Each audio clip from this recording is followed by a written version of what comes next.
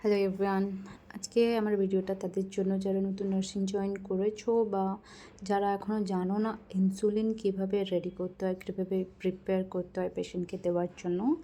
তার আগে বলি, দেওয়ার আগে একবার হলেও রিচেক করবে ডক্টর কতটা ইউনিট অ্যাডভাইস করেছে আর পেশেন্টের সুগার লেভেলটা কত। তো প্রথমে বলে রাখি, দেখো এই ভাইলের ওপরে দেখা যাচ্ছে 40 ইউনিট পার 10 ml, মানে হচ্ছে 40 ইউনিট 10 ml।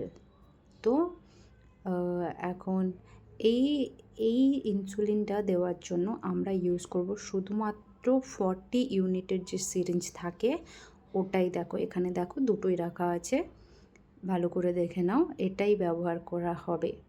আর অনেকে কি করে, ইনসুলেটর বা নোভা র্যাপিড যে পেন যে ইনসুলিনগুলো হয় ওইগুলো থেকে এই সিরিঞ্জে উইথড্র করে পেশেন্টকে ইনজেক্ট করে। তো মানে ওটার জন্য আমি বলে রাখি, ওটা একদম ভুল প্রসেস।